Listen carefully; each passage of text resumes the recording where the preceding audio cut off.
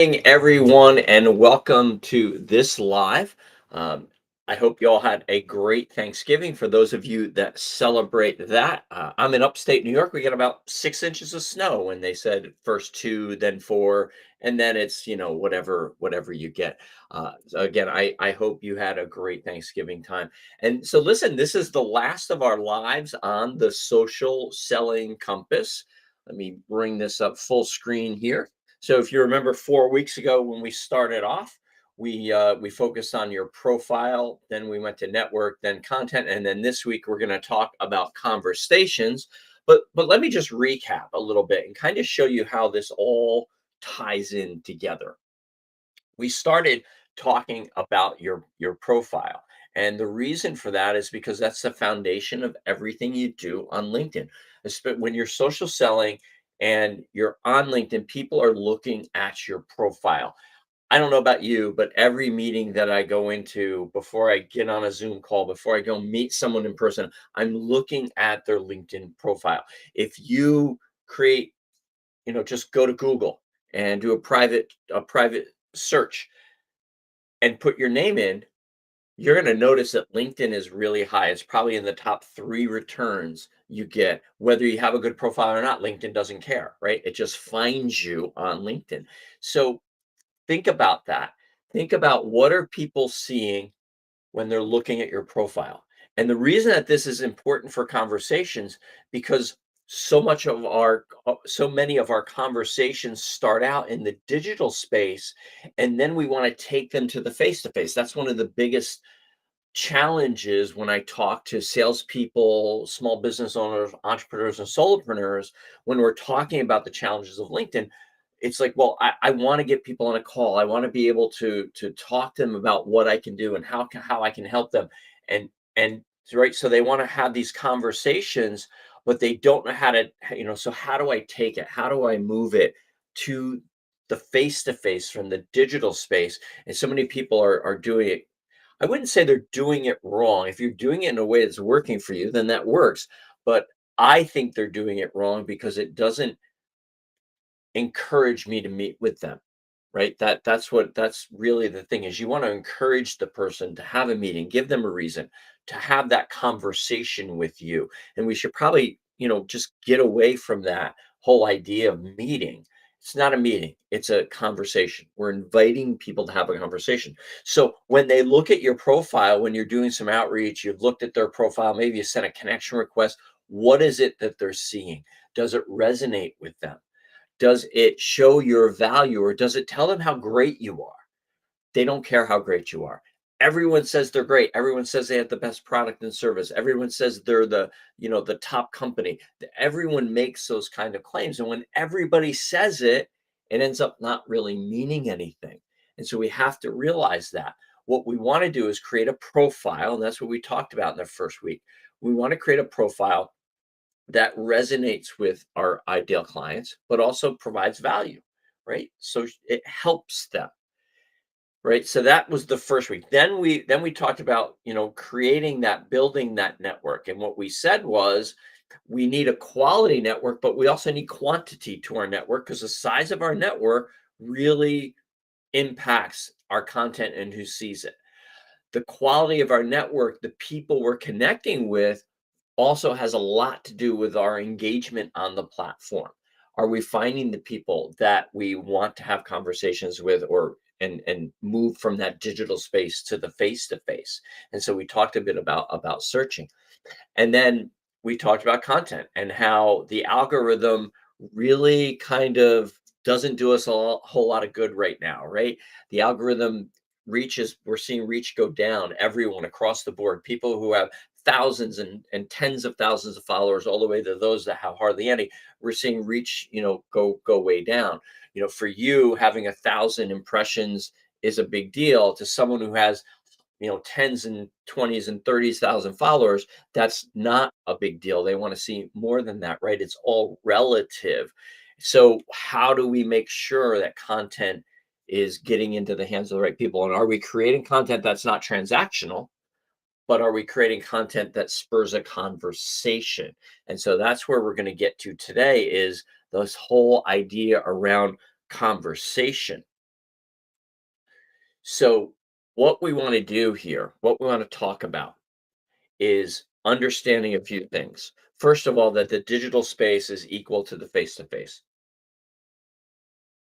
What do I mean by that? Well, I think prior to the pandemic, when we used to do a lot of face to face meetings, you had in person networking, you had sales calls that maybe you went on, or client calls where you went to see how a client was doing and how you could help them more. But then you had your digital space, your social interaction on social channels. That was they were separate. But really now we've come into this, we've merged these two worlds because what happened during the pandemic was so many people couldn't do the face-to-face meetings. They couldn't call someone on the phone. In terms of cold outreach, which is kind of where we're starting here to talk about, you either cold called or you went, if you were in the retail, so you sold to retail space, you're a door puller, right? So you go and pull the doors and walk into the restaurant or the retail establishment, the store, asked to speak to the owner, asked to speak to the manager, have that conversation. You couldn't do that, right? There was nobody answering the phones because nobody was in the office because of the shutdown during the pandemic. The businesses were closed, so you couldn't. So people flocked to LinkedIn because it was someplace where, especially in the B2B world, people were. And we started to just do what we wouldn't normally do in person, right? We wouldn't just walk in and say, "Hey, I'm Joe and I'm from XYZ Credit Sourcing and we can help you with your credit processing, your credit card processing fees. Here's my brochure." Right? We wouldn't do that in the face to face, but we do that in the digital space, right? Go look at your LinkedIn inbox. How many people have reached out to you in the past week or the past month and basically want to connect with you because they want to have a transaction with you. They want to sell to you. And that's kind of antisocial. When I was a kid, my parents would talk about certain relatives, certain people in the neighborhood that weren't very friendly, and they would call them antisocial. And what they meant by that was that they weren't nice to be around. They said whatever was on their mind. They said hurtful things to people. And in the business world, we don't so much say hurtful things, but we say what's ever on our mind. We go right for the sale. We go right for the meeting. We go right for the hey, we help people just like you. And that can be antisocial. And that's what I mean by this whole idea of we need to treat people on the other side of the screen, on the other side of their profile, the same way we would treat them as if they were standing with us face to face and we were having a conversation. Remember, that's what we're focused on here. I put my pointer down. You know, whoops. I don't know what happened. We will be right back. There we go. Sorry about that. I don't know what happened right there. Um, I'm learning Restream. I switched from StreamYard to Restream and that button did something. So, but remember, we're talking about conversations. That's what we're focusing on here, right? So, when we go right for the sale, right when we meet someone, and if they're not interested, then the conversation ends. It's not much of a conversation, right? What we want to do is be curious, right? We want to be proactive, not reactive. So, two great books I would suggest by my friend Larry Levin. First is Selling from the Heart. This will get you in touch with who you are as a seller and who you are as a person. It will really help you to understand how you're serving your clients, how you're there to really help your clients. So I would recommend. And then Larry's second book is Selling in a Post-Trust World. Discover the soft skills that yield hard dollars. And in this, Larry really breaks down the trust formula, which is authentic relationships plus meaningful values equals trust. And that's what we're trying to do here, right? We're trying to build some trust. People won't meet with you unless there's a small bit of trust that's built up that they think, okay, this is going to be worth my time.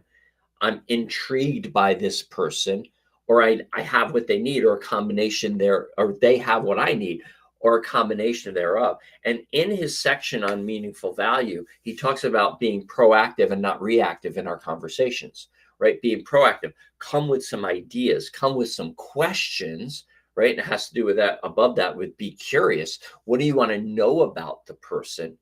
right? Not reactive, not saying, okay, so, hey, it's great. Thanks for getting on the call with me. So, hey, how can I help you?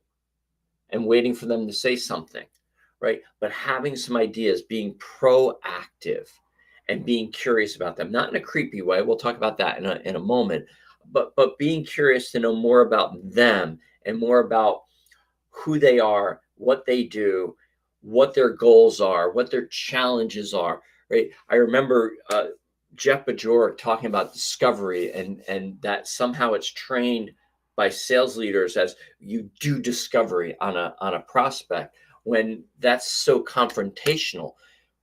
But what Jeff said is we do discovery with a prospect, right?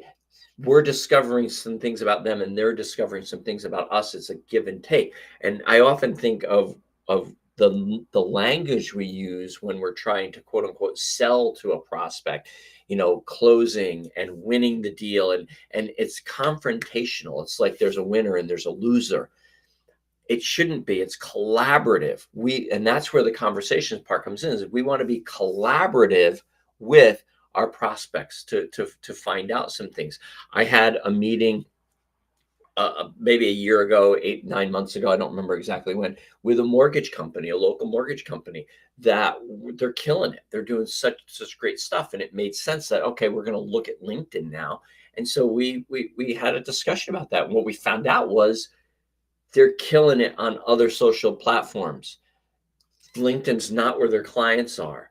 There's really, could they do some things on LinkedIn? Sure, but they didn't need to spend that money. It was a collaboration, and we got to discover some things, right? Did it end with a deal? No, but it was still a win in my book, because I walked out knowing that I helped them discover some things about themselves and what they were doing about their business model, and I pointed them kind of in a direction, and I won because I was able to pass that knowledge on and walk away knowing that I wasn't trying to force something on them. I wasn't trying to close a deal just to close a deal, right? So we want to make sure that we're being collaborative. And then we want to look for congruency. You don't want to do business with people who you're not congruent with your beliefs. I remember going with a potential client, and we went to an event that they were having. They invited me to an event. I went there, and I'm not a drinker, and I don't have anything against people who drink. But when you go from drinking to partying, that's a whole nother thing, right? And they were partying, heavy duty partying, and I was just like, this isn't my thing. I look for an opportunity to say my goodbyes, thank them, and that was it. We had no more contact after that. Why? There was no congruency there, right? And don't think transactionally. I think this is one of the biggest things that's happening right now in LinkedIn. I'll show you some examples. People are just looking for a meeting to make a sale or to have a transaction. And I almost said there's nothing wrong there. There's a place for that. There's a place if you have something and somebody needs something, that's a transaction. But in every transaction, there should be some relationship building. There should be this opportunity to, hey, let's have a conversation. And, we need to do that on LinkedIn, but we can't be trying to sell all the time. And I think that's what we're seeing time and time again in our inboxes. And if you're that person, listen, if you don't know any better, you don't know any better. I get it. So let's talk about some ways that we can kind of move the needle in having conversation. But before we do that, I forgot. These are just a couple of outreaches I've had in the last week. This is somebody that came across my profile. When people say that, I want to say, darn, did I leave that laying around again? And they were impressed by your accomplishments. And then it's what she does. This person, I shouldn't, but I work with high achieving business owners like you to overcome hidden money mindset challenges and step into their next level of success. I'd love to connect and hear more about your journey. So there's a little bit of curiosity there, but really not enough. It's really generic. The reason is that this person's probably sending this to tons of other people she's done a search on, and that's how she came across my profile. And she's sending this off, throwing enough mud against the wall. Some's about to stick. you know, Bill, I found your profile, and this is kind of a better way to do it. I found your profile while I was searching business owners in the Albany area or trainers in this specific field. And I really liked what I saw, or I was really impressed by your blank, blank, blank from my experience section, right? I wouldn't go with what she does. I invite you to take a look at my profile, and if you think there's some congruency, let's connect, right? So this was a connection request that she sent me. You know, here's the thing. You want to make it about the other person and let them find out more about you, right? And because here's what this was. This was somebody who I saw who wanted to have a meeting with me to tell me how great they were at helping people do this. I don't need that. I'm not interested in that. And I said that. I have a great finance person I work with. That's a client of mine. Thanks for the offer. I'll pass, right? It's a transaction. There was no curiosity. There was no, basically, I'm thinking, I want to hear more about your journey. What that really means is I want to hear how I might be able to sell you my services. Here's another one. Hi, Bill. I hope your week's going well. He said his name. I came across your profile and noticed we're both connected with a person that I don't even know. And we have some things in common. I don't know what those things are. I'm interested to learn more about your work at DigiSales and what has made you successful. It's, again, very generic. I'm curious to learn more and connect. Thanks for also wanting to connect with real people. You're curious, but what are you curious about? And again, it comes down to with this, and I haven't responded to this person yet. You know, when if you have someone in common, ask that person if they know me, and then ask them to make an introduction, because if I know the other person, I'm probably going to connect with you, right? So I'm interested to learn more about your work at DigiSales. How about reading my experience section really lays out what I do. I have a website. I have, it's doing some research and finding some things out. So then you can ask specific questions or make specific comments here. I noticed in your work at DigiSales that you help, that you have a video learning program that's being launched. When's that coming out? I'd like to hear more about it. That's being more um, that's being more curious and open-minded and not transactional. See, because what I see here is somebody that's trying, and this may not be the case, right? But perception is reality. And what I perceive this is you're trying to trick me to get me on a call so you can sell me something. And nobody wants to do that, right? I think it was Jeffrey Gitomer who said that everyone loves to buy, but no one wants to be sold to, right? So we have to create opportunities for people to buy without selling to them. So here's really quick, just a few thoughts as we're closing out of ways that we can start to have conversations with people. Actually read their profiles. Look for things that you can ask questions about authentically, not as a gimmick. Look at who you're mutually connected to. And if this is somebody you really want to be connected to and there's a mutual connection, how well do you know that mutual connection? Well, maybe with a mutual connection, that's where you need to start the conversation, right? Right. So we're building layers here. If they've created content, engage on it. People create content for you to consume it and to engage on it. But again, only engage authentically. Don't say great post if you don't think it's a great post, or if you can't give a reason for why it's a great post. Write a substantive comment. When and if you direct message them, ask open-ended questions. Ask them about something about their profile, something about their career. Ask them legitimate, authentic questions. Avoid generic compliments like love the work you're doing at. When people say they love the work I'm doing at, and they put my whole company name in there, I usually will come back and say, really, can I ask you what specific thing you're impressed with? Right? Because those are usually generic comments. It's like they say that to all the fill in the blank. For me, they say that to all the trainers. They say that to all the coaches, right? Because they're just looking for somebody to say, "Ooh, thank you," and then want to get on a call. Slow down to speed up. What that means is don't be going for a meeting right away. You need to build relationships and build trust, and that takes time. It takes a few um, back and forth on comments and maybe an email before you can say, I'd be happy to get on. Just curious. Let me know if you'd be interested in getting on a call. Would like to know more about you and what you're doing. Right. But again, be authentic. Always leave the ball in their court. Right. So, hey, not sure if you're interested. Take a look at my profile. And if you think it would make sense, let's connect. Things like that that allow them to take the next step and don't feel like they're being corralled or pushed or prompted to do something.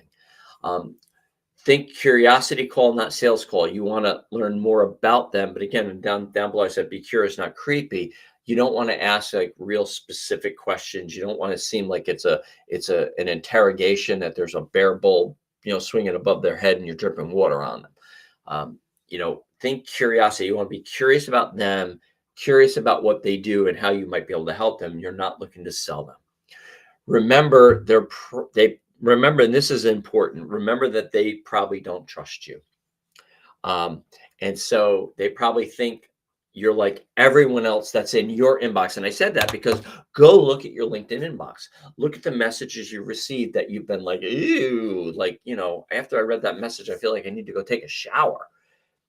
And realize that the people you're reaching out to, if you're doing cold outreach or lukewarm outreach on LinkedIn, the people you're messaging probably think the same way about you and how you're reaching out. So stop and think, how can I reach out where I'm being genuine, I'm being authentic, but I'm inspiring some curiosity and getting these people to understand that I just like to hear how I can help you, what I can do for you, what insights I can provide for you. That's what you want to do. And you want to be different, right? Be different because everyone else is being the other way. What can differentiate you from other people?